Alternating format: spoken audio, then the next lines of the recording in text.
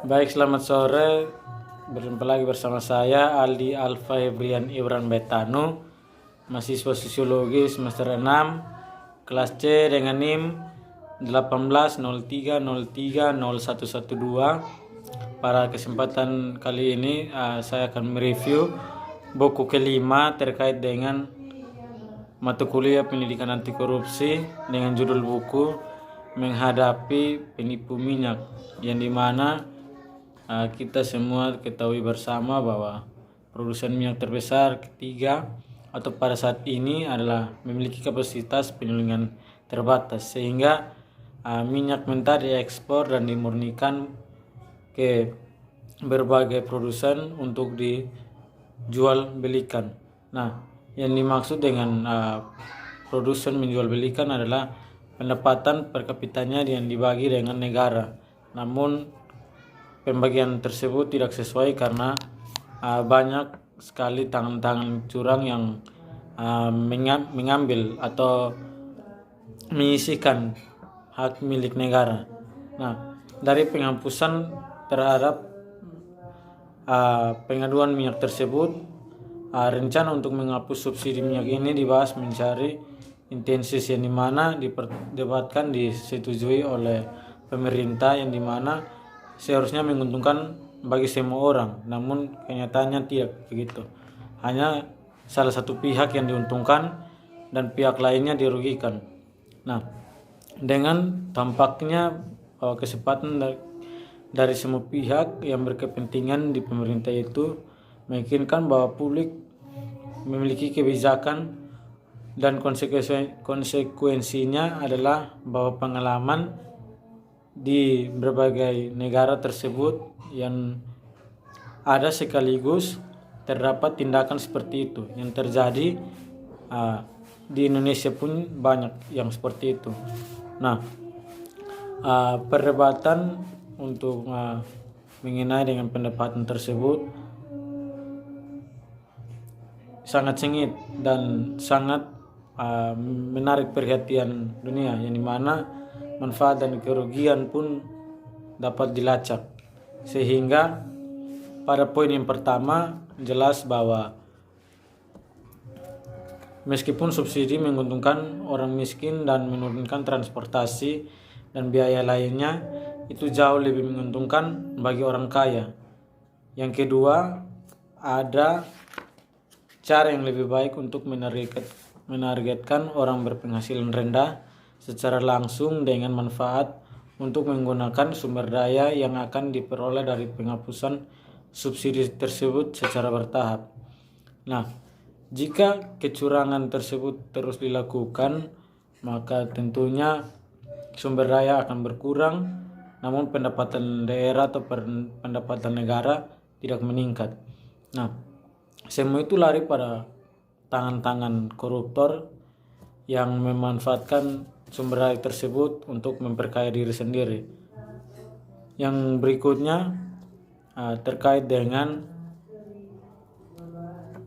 tim manajemen mengadakan perdebatan lebih lanjut di berbagai sektor untuk menguak akan apa yang sebenarnya terjadi. Namun sampai hingga saat ini masalah tersebut belum bisa ditafsirkan secara murni karena para pemilik modal atau para penguasa dengan jeli memanfaatkannya.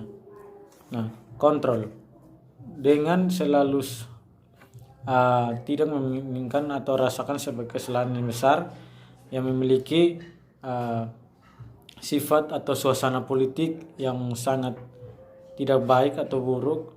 Di sini melemahkan ekonomi di dalam negeri. Nah, yang berikutnya gerakan adalah sebuah gerakan yang dimana dinamakan dengan gerakan masyarakat sipil seperti Oktopu Aktif, yang dimana menjelaskan bahwa partai politik atau oposisi telah merebutnya, yang dimana kesempatan untuk bermain politik menurut pemerintah. Nah, banyak pengunjuk rasa yang diwawancarai dan mereka mengkritik tajam kebijakan pemerintah. namun tidak ada yang keluar membela pemerintah atau menjelaskan dasar dan tindakan kebijakan itu. Nah, kegagalan komunikasi administrasi begitu jelas bahwa mendapat banyak perhatian dan sorotan. Kebijakan yang kedua yakni sangat gagal dalam menjelaskan tindakannya kepada warga negaranya dan di dunia. Ini bukan pertama kalinya yang dikatakan seorang pakar, yaitu Jonathan, yang dimana ia mencoba mengalami kegagalan komunikasi yang serius, namun dalam keinginan untuk mengambil tantangan tetapi tidak ada yang mau berbicara begitu. Nah, yang berikutnya pemerintah benar-benar sangat kehilangan publik tentang masalah tersebut. Situasi mencekam membuat kepala pemerintah atau presiden meminta untuk dirundingkan terhadap tenaga kerja. Sebuah tim dibentuk di mana menjadi anggotanya berlangsung selama beberapa hari, namun berbeda dengan proses sebelumnya.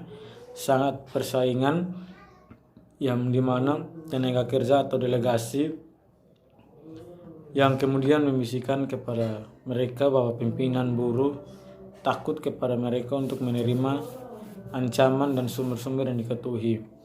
Nah, yang berikutnya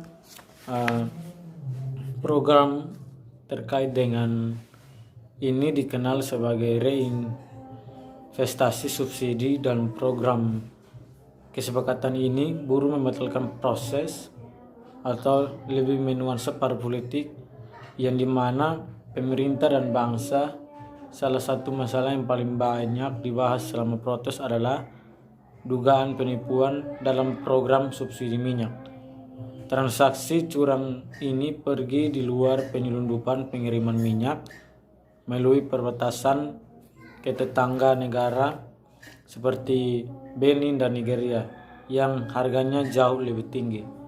Nah, untuk pengiriman minyak tersebut tuduhan berputar-putar, bahkan pembiayaan korupsi sedang dilakukan untuk mengalihkan hak mengimpor minyak tanah atau minyak mentah yang bersubsidi ke perusahaan tertentu, yang kemudian para konsumen membeli dengan harga non subsidi. Nah, Badan Legislatif sendiri telah memutuskan untuk menyelidiki tuduhan tersebut, yang dimana sebuah grup didedikasikan untuk transparansi dan pemerintahan yang baik. Itu menggambarkan komite seperti ini. Pemerintah federal telah memberitahu negara tentang ketidakmampuannya untuk melanjutkan atau memompa uang dalam jumlah yang tak terbatas ke dalam lubang yang tampaknya tak besar itu. Nah, akhirnya ada juga perdebatan yang sampai pada ujungnya, yang dimana federasi terus menghembuskan audit, yang dimana kata Auditor General bahwa beberapa aspek hukum mungkin mencegahnya dari peluncuran melakukan audit independen, dan awalnya enggan untuk terlibat dalam auditor independen tersebut. Ada juga karir dan pribadi yang tak terucapkan, yang dimana berisiko untuk terlibat dalam pekerjaan sensitif semacam ini. Setelah beberapa kali dieksekusi dalam mengerjakan proses ini, bahwa ada beberapa federasi yang dimana lingkup pekerjaannya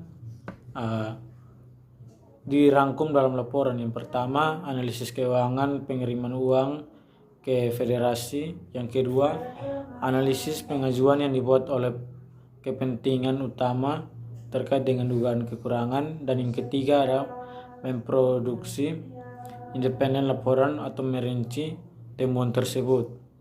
Nah, dengan demikian laporan audit tersebut diubah untuk memperhitungkan informasi tambahan dalam surat lamarannya untuk melapor tersebut, memperingatkan bahwa prosedur yang dilakukan bukan merupakan pemeriksaan atau review sesuai dengan standar auditing yang diterima secara umum sebagai standar pengesahan. Namun dengan demikian itu membuat temuan yang menyulitkan bagi masyarakat sendiri. Baik, mungkin itu saja yang dapat saya sampaikan. Terima kasih. Jika ada kekurangan mohon dimaafkan. Sekian dan terima kasih.